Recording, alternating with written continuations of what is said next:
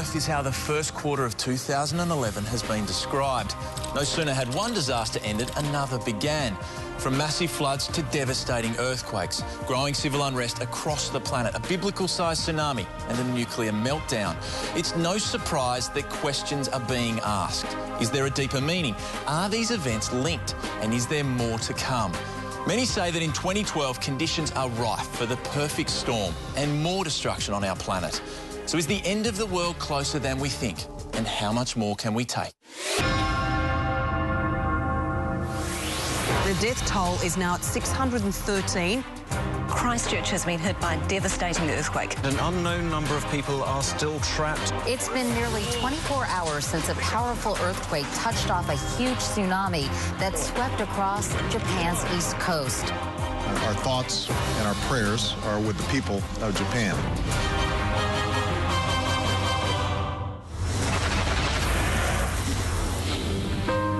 The summer of 2010-2011 will be remembered as our summer of sorrow.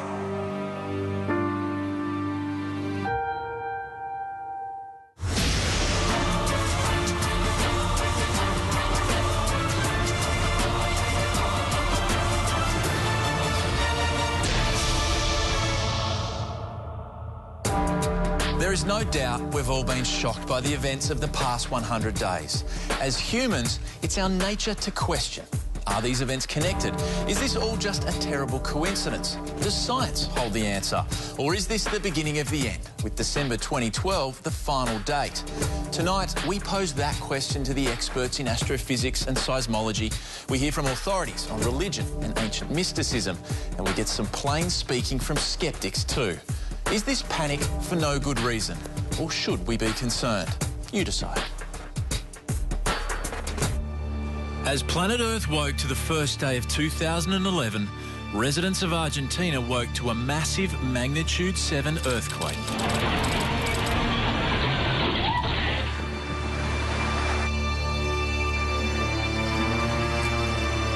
Almost simultaneously, an earthquake hit the Sichuan province in southern China, and with it 100 aftershocks.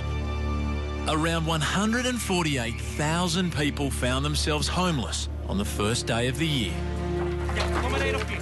Has this year been more active than most? Well, the start of 2011 has been a particularly active area worldwide. January 2nd, 2011, and another earthquake. This time in Chile, measures 7.1. We have periods where there's above average activity. We don't totally know why it happens. January 11, disaster struck closer to home. Queensland was experiencing the worst floods in living memory. Well, just 10 months after being hit by a once-in-a-century flood, the people here are now bracing for an even bigger round 2. It's not a pretty picture. Is it worse than what we thought it would be? Oh, without a doubt. This disaster has rewritten history. The recovery will have to match.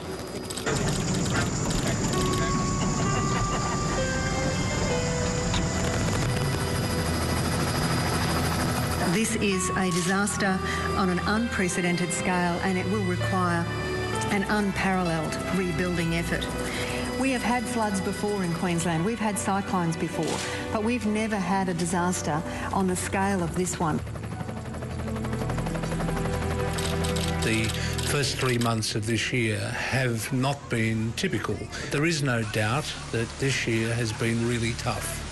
Well, look, the floods are obviously tragic. People died, lost a lot of property, and I'm upset about that. But in another way, I also see this as a return to the Australia that was wetter about 30 or 40 years ago. You've got to realise the world isn't as safe as we like to pretend it is. It's wild and much bigger than we are. Get used to it. A Category 5 cyclone Yasi smashed into North Queensland at midnight with wind gusts well over 200 kilometres an hour. There's no doubt that we've been king hit by these disasters.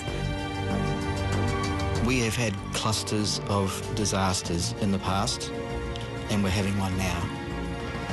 Because it is so close to 2012, 2012 see this as a sign that the prophecies are coming true. The 2012ers based their prophecies on the ancient Mayan calendar, which began over 5,000 years ago. But on December 21st, 2012, it runs out.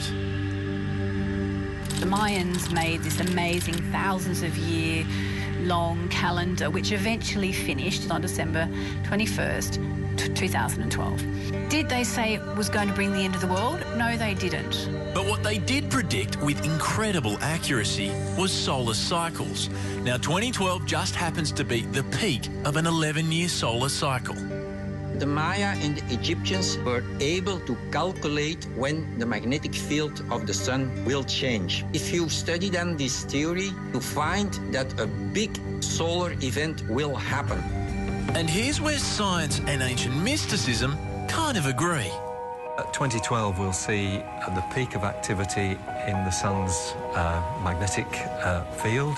It will see the possibility of large-scale solar storms. They're caused by things called solar flares, and an X-class flare is the most intense, and we might see X-class flares next year. So the possible effects are changes in communications. It tends to be short-wave communications that are actually most at risk. NASA says any moment in time it can happen. And what NASA is saying is almost as bad as what I am saying. Because if the electric grid system goes down, 90% of all Americans, Europeans and Australians will die within 1 year. If you don't have any electricity, then you don't have any food, there are no planes, there are no cars, and so on and so on. And it will be back to the Middle Ages there. And here's how Hollywood depicted that exact scenario. On February 15, a solar storm sent a massive solar flare, blasting to Earth at about 900 kilometres per second. And with it, electromagnetic storms, which totally jammed shortwave communication in China. There's an atmosphere of the sun, which is where we see these magnetic phenomena. And that is where these, what are called solar flares, which are essentially balls of gas. Sometimes they're twice, 3 times as big as the Earth. It's almost like a cosmic burp coming from the sun. In extreme cases, you can find a situation where power grids are overloaded, so all the switchgear trips out, and so you lose power. The last episode of that kind took place in 1989. It was in Quebec when 9 million customers lost their electricity because of a solar storm. So is this what the ancient texts are predicting? Something's going to happen in 2012. We don't think the world's going to explode or it's the end of everything at that point. But there is this feeling that we're approaching a very interesting time. NASA actually had an article saying what we're experiencing now, it would be pretty much like you're on the freeway with a group of Toyota Corollas, all the same, and all of a sudden you are passed by a whole fleet of Lamborghini Diablos. And it's like that's what we're experiencing right now as far as cosmic particles. Solar storms, floods and earthquakes, a world in turmoil. But over in Egypt, a storm of a different kind was brewing, and this one was playing out on Facebook. So I think the question in our times is it that there are more disasters happening around the world, or is it that we're able to watch them in real time unfolding on YouTube? Look, certainly it has been said by many, including one of the individuals credited with starting the Egyptian uprising, that it would not have happened without Facebook, and that is extraordinary. This gentleman was a senior marketing executive at Google. He created a Facebook page in memorial to a young man who had been beaten to death by the Egyptian security forces. There are reportedly 15 million users of Facebook in the Middle East, 5 million in Egypt alone. And the government tried to shut it down, and it didn't work. One of the strategic mistakes of this regime was blocking Facebook. They forced everyone who's just, waiting to read the news on Facebook, they forced them to go to the street to be part of this. So countries where there's normally been heavy government censorship, people are able to put their messages out there on Facebook and on YouTube and on Twitter, inspiring other people to act, organizing themselves, mobilizing crowds. In February of this year, the interest on 2012 websites spiked again, when for the second time in less than 6 months, nature unleashed its fury on Christchurch, New Zealand.